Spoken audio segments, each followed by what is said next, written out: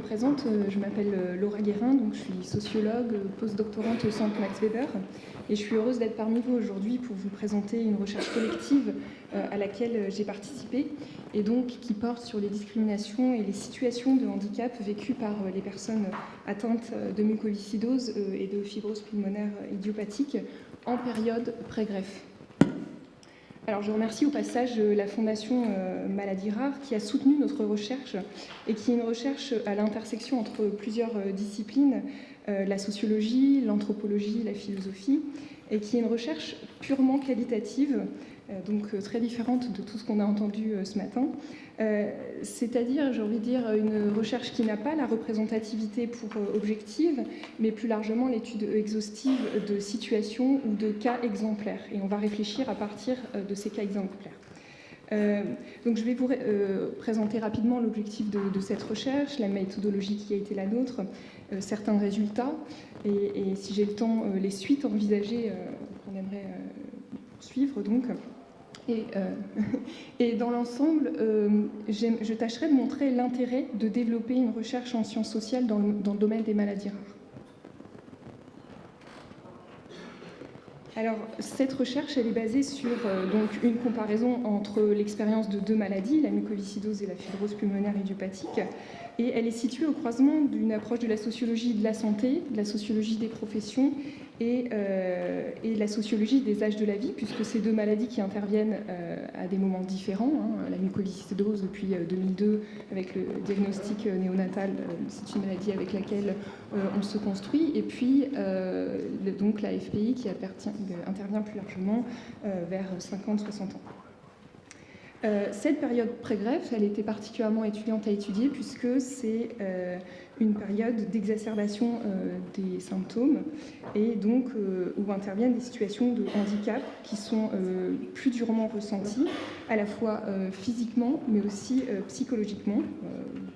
Pour intervenir un certain nombre d'angoisses, d'incertitudes, on en parlait tout à l'heure, et de stigmates qui affectent la participation sociale des individus, notamment ce qui nous a intéressé, c'est la vie professionnelle, mais aussi la sphère familiale et le domaine de la prise en charge lui-même. Nous avons fait l'hypothèse, au début de cette recherche, que la maladie, avec les notions de risque, d'incertitude et de confiance qui y sont liées, varie selon un certain nombre de facteurs. La temporalité de la maladie, l'identité sociale des individus, l'identité familiale et professionnelle. Et l'enjeu était de produire une compréhension de l'expérience de la maladie qui, justement, ne soit pas uniquement médicale, mais qui intègre des enjeux sociaux. Alors vous me direz, mais pourquoi ? Parce qu'en fait, ces enjeux sociaux ont des effets sur le vécu de la maladie lui-même. Alors, la recherche que nous avons menée a comparé l'expérience de deux maladies, et ce entre 2016 et 2018, sous la direction du professeur sociologue Michel Castrat. Il s'agit d'une enquête qualitative, comme je vous disais, donc, qui a principalement constitué un certain nombre d'entretiens semi-directifs avec des patients et des observations à l'hôpital. Je vais préciser un petit peu plus. Donc, des observations à la fois au CRCM de Lille et à l'hôpital Bichat dans le service de pneumologie. Donc, dans ce cadre, on a réalisé 30 entretiens avec des patients atteints de mucoviscidose et 25 avec des patients atteints de la FPI. Alors, ce qui est intéressant, c'est aussi de voir, puisqu'on est dans le cadre d'une recherche inductive, de voir que le recrutement des patients FPI a été beaucoup plus difficile à mettre en œuvre que les patients atteints de la mucoviscidose. Et dans le cadre de ces entretiens, il faut imaginer que ce n'est pas du tout des entretiens téléphoniques, encore moins des entretiens qui se passent à l'hôpital, mais la démarche était vraiment d'aller à domicile à chaque fois, de passer 1 heure, 1h30, 2 heures, autant d'heures que le patient voulait bien accorder donc à cet entretien. Les entretiens sont à chaque fois intégralement enregistrés et retranscrits avec l'accord des patients. Puis analyser. Et puis les observations, c'est des observations vraiment, je dirais, de la vie quotidienne de l'hôpital ou du CRCM, et des observations des consultations médicales, ou avec une prise de notes systématique où on va retranscrire des interactions de ce qui se passe entre les médecins et les patients. Alors c'est intéressant parce qu'on n'a pas toujours pu faire des entretiens à domicile. Parfois, on a été obligé de faire des entretiens à l'hôpital. Et la différence du recueil des données est assez intéressante la libération de la parole que ça permet de se déplacer à domicile pour faire des entretiens.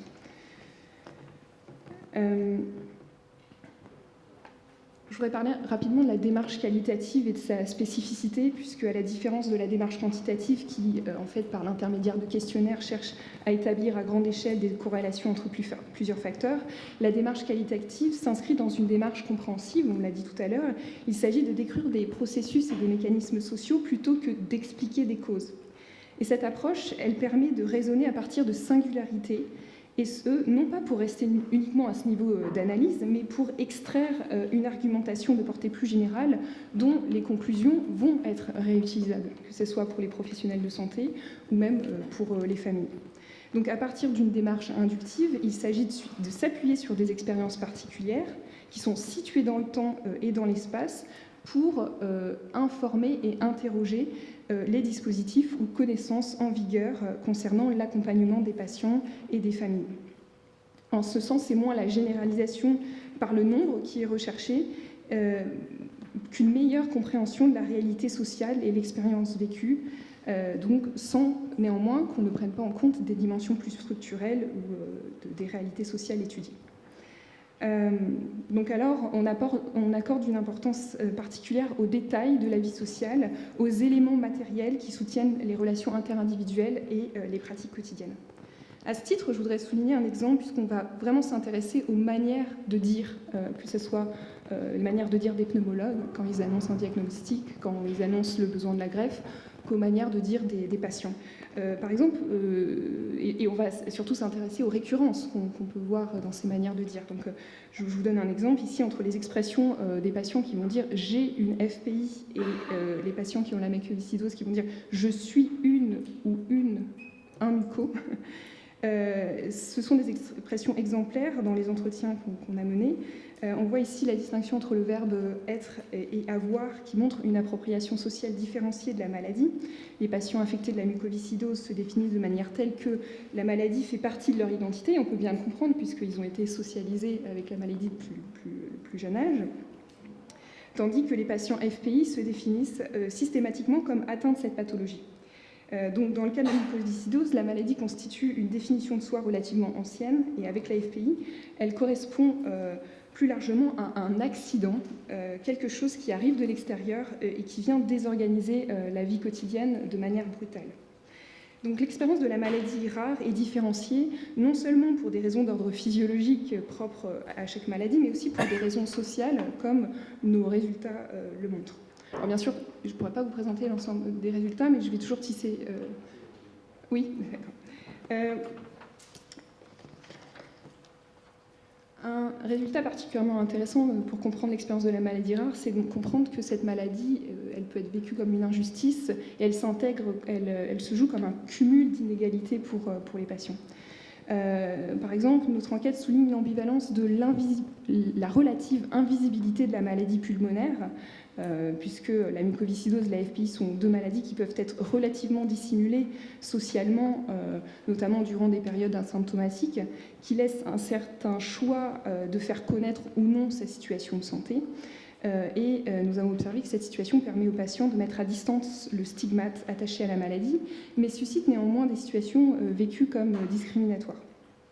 Donc, comme je disais, ces maladies pulmonaires permettent aux patients de bénéficier d'une certaine marge de manœuvre dans la manière de se définir socialement, que ce soit dans la sphère publique ou dans la sphère professionnelle, par exemple, et elle va permettre de révéler ou de taire la maladie et les besoins de greffe selon les situations. Donc, un certain nombre de patients, et ici de manière récurrente, plutôt les patients atteints de la FPI, vont taire volontairement leur situation de santé afin de ne pas être étiquetés comme personnes malades, alors que des patients qui ont la mucoviscidose et qui se sont construits dans la durée avec la maladie vont avoir, d'où la différence entre être et avoir. Et on a remarqué que pour les patients atteints de la FPI, c'est souvent dans le domaine professionnel que ça pose problème. Je vais vous parler, par exemple, je vais vous citer des cas à chaque fois, les noms ont été anonymisés bien sûr. Le cas de Monsieur Vague, qui est un médecin du travail, qui a atteint de FPI depuis presque 1 an et qui poursuit son activité professionnelle. Et ce qui est intéressant, c'est que si M. Vague peut dissimuler son état de santé à ses collègues de travail, c'est en grande partie parce que les modalités de son activité professionnelle impliquent une faible mobilité physique. Donc il va nous expliquer ses tactiques pour dissimuler ces symptômes à ses propres patients. Donc, par exemple, il nous dit que ses consultations n'ont jamais lieu à l'extérieur, qu'il reste à son bureau assis la majorité du temps et que donc ça lui permet de maîtriser son essoufflement. Donc, les patients déploient des tactiques de contrôle des symptômes pour dissimuler leur état de santé, en particulier dans le milieu scolaire, comme on l'a remarqué, et dans le milieu professionnel. Mais tous vos cas, donc je pense qu'il faudrait arriver à vos résultats généraux. On est au résultat, mais c'est là où la conception des résultats est un petit peu différente, je crois, entre la démarche.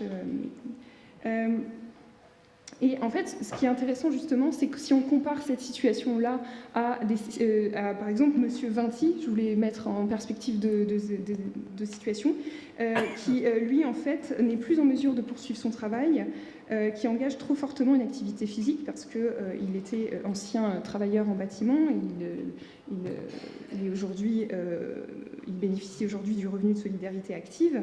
Et qu'est-ce qui est le résultat ici, en fait, c'est que même si la maladie pulmonaire permet aux patients de bénéficier d'une certaine marge de manœuvre dans la manière de se définir socialement, ça c'est quelque chose finalement d'assez commun, ces marges de manœuvre dépendent grandement de leurs conditions sociales d'existence, en fait, donc du travail même et de leur trajectoire sociale, de leur trajectoire professionnelle, des manières dont ils sont entourés dans leur famille, d'un certain nombre de données sociales de cet ordre. Donc c'est à mon avis ici que la recherche en sciences sociales fait sens pour la compréhension complexe de la maladie rare, puisque l'expérience de la maladie s'inscrit dans une trajectoire sociale donnée. Elle n'est jamais asociale, mais s'inscrit dans ce que Madame Benzinger avait nommé un ordre négocié entre la personne dite malade et différentes sphères de la vie sociale quotidienne. Je voudrais notamment parler d'un autre résultat qui est particulièrement intéressant, c'est le caractère idiopathique de la maladie, qui peut lui-même être vécu comme une forme de déconsidération sociale pour les patients. En effet, une partie des enquêtés vivent le diagnostic de la FPI comme une injustice, puisqu'ils associent la maladie à une maladie professionnelle, c'est-à-dire qu'eux, ils la vivent comme une maladie professionnelle, mais qui n'est pas reconnue comme telle. Donc, c'est le cas notamment de ce patient que je viens de nommer, M. Vinti, à qui on a diagnostiqué une FPI en 2014 et qui, en fait, était d'abord plombier, puis électricien, puis poseur de carrelage en intérim, avant d'assurer le nettoyage en fait, et le sablage des allées de cimetière. Et il va associer cette dernière expérience professionnelle comme une des raisons de sa maladie. Je voudrais le citer ici, parce que c'est intéressant de citer les patients et leur rendre la parole quelquefois. J'ai une connaissance qui travaille au cimetière, c'est le sable qui lui a donné la fibrose, et moi je faisais du sablage. Vous voyez, sablage, c'est une machine qui lave les monuments anciens, là, c'est une sorte de, je ne sais pas, c'est d'alcaline, donc c'est le sable qui rentre dans la machine. Toi, tu te prends le tuyau, tu arroses. Et donc en fait, en fait, ce qui est intéressant de voir, c'est de réinscrire l'expérience de la maladie de ce monsieur qui, en fait, est en situation de litige pour licenciement abusif, qui est au RSA et, en fait, à qui on ne fournissait pas de protection individuelle pour assurer le travail de sablage et pour qui, en fait, il va y avoir une double peine, à la fois double peine dans le monde professionnel, mais double peine dans le monde médical. Là, on voit à quel point la discrimination, pour lui, telle qu'elle est vécue, se joue. Puisque il me dit, par exemple, en parlant des médecins, je leur demande qu'est-ce qui m'arrive, mais monsieur, il n'y a pas de solution, on ne voit pas comment c'est venu. C'est pas possible, c'est clair. Soit on ne me dit pas la vérité, soit il y a quelque chose qui n'est pas normal, ou bien je suis un étranger, on ne me dit pas la vérité. C'est quoi ça ?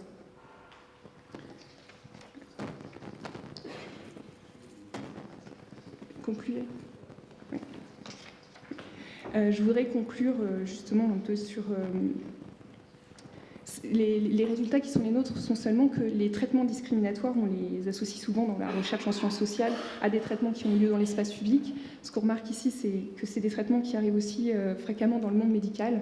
Par exemple, quand des professionnels de santé parlent des patients comme des personnes cortiquées. Qu'est-ce qu'une personne cortiquée ? C'est une personne qui va comprendre ce qu'on lui demande. Donc, par exemple, quand on va dire à un patient qu'il a besoin d'être greffé, que ce patient va refuser la greffe, ce refus de greffe, est-ce qu'on va considérer que c'est parce que le patient n'est pas assez cortiqué ou parce qu'il est dans le déni de la maladie, ou au contraire, c'est parce qu'il sait bien ce qu'il veut de sa situation de santé.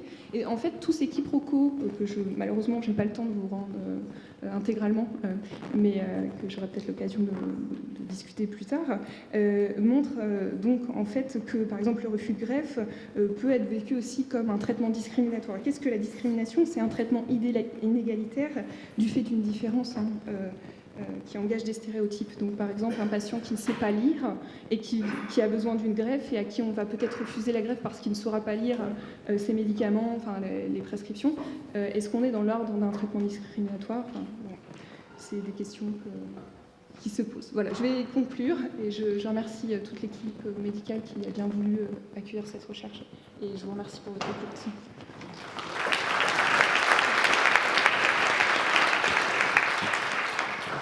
Merci beaucoup de nous avoir fait part de cette expérience intéressante. Vous qui ne comptez pas votre temps dans vos entretiens, on l'a bien compris, là, j'ai dû vous contraindre à résumer votre pensée, mais on a bien compris l'essentiel de ce que vous avez voulu nous dire par des exemples, je crois. On a place peut-être pour une question, s'il y en a une, parce qu'on a pris un petit peu de retard sur l'horaire. Jean-Louis Mandel, encore une fois. Oui. Le projet, c'était l'attente, effectivement, de la greffe. Est-ce que, dans ce cadre-là, puisqu'il y avait une différence de réaction pour les patients plus jeunes avec mucoviscidose et ceux avec FPI, ou est-ce qu'il y avait une différence forte exprimée ou pas? Oui. Mais justement, en fait, ce concept clé qui est le nôtre, c'est la socialisation à la greffe, et c'est ce qu'on aimerait poursuivre, parce que les enquêtes, qu'elles soient quantitatives ou qualitatives, étudient beaucoup la greffe post-greffe, c'est-à-dire quand elle a eu lieu, et donc quand elle a plus ou moins réussi, jamais avant. Et on voit bien que quand on étudie deux maladies différentes qui engagent quand même des symptômes similaires, entre guillemets, à quel point la socialisation à la greffe, plus elle est longue, c'est-à-dire plus on a eu le temps de dire aux patients, en fait, qu'est-ce qu'une socialisation? C'est intégrer un certain nombre de croyances, de manières de faire, voilà. Donc plus elle a été longue, plus le patient va accepter la greffe, ou cette perspective de la greffe, et qui engage un certain travail de la part du patient. Et donc les patients qui ont une FPI sont moins prompts à accepter. Donc dans le même temps, ils doivent accepter le diagnostic de la maladie, le fait qu'elle soit idiopathique et le fait d'accepter la greffe. Et ce qui change tout en fait. Et le fait aussi peut-être de quitter son activité professionnelle, ce qui n'était pas le cas pour les patients qui ont la mucoviscidose. Donc les peines sont plus fortes. Merci beaucoup. Moi je retiendrai de votre communication que certains disent je suis muco et d'autres j'ai une fibrose, ce qui montre quand même bien la grosse différence. Merci bien.